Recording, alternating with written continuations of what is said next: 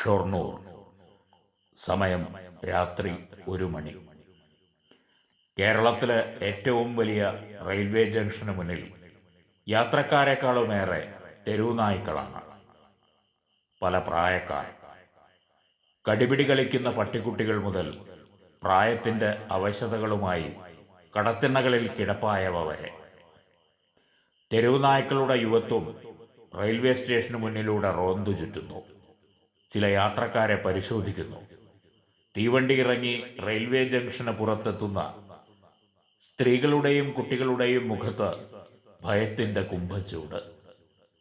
വിവിധ വിഭാഗങ്ങളായി തിരിഞ്ഞ് ഇടയ്ക്കിടെ തെരുവുനായ്ക്കളുടെ ഗ്യാങ് വാർ.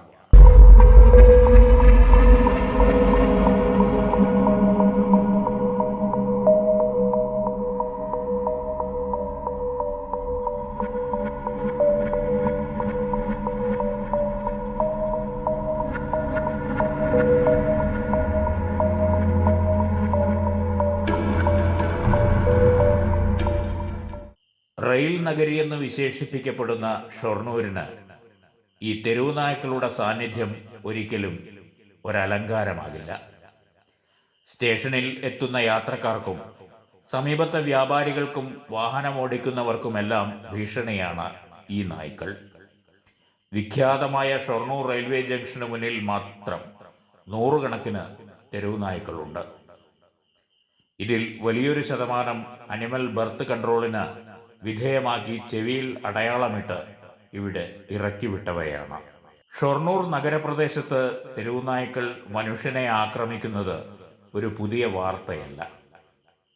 സ്ത്രീകളും സ്കൂൾ വിദ്യാർത്ഥികളും പലപ്പോഴും ഇവയുടെ ആക്രമണത്തിന് ഇരയാകുന്നു.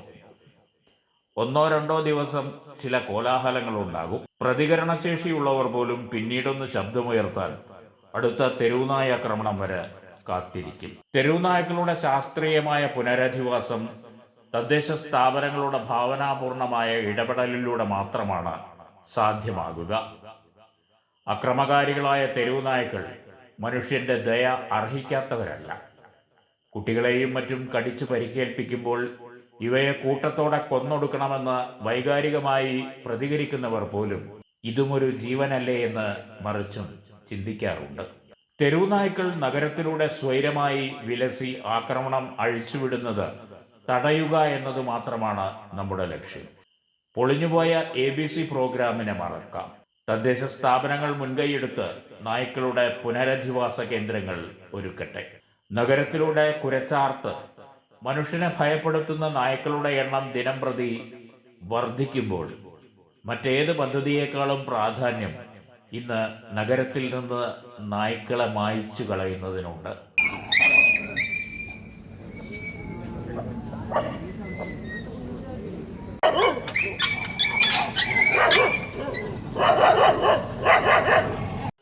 കുരച്ചും മോങ്ങിയും ഷൊർണൂർ റെയിൽവേ ജംഗ്ഷന് മുന്നിലെ രാവന്തരീക്ഷം അസ്വസ്ഥമാക്കുന്ന ഈ തെരുവുനായ്ക്കളിൽ ശാന്തരും അക്രമകാരികളുമുണ്ട്.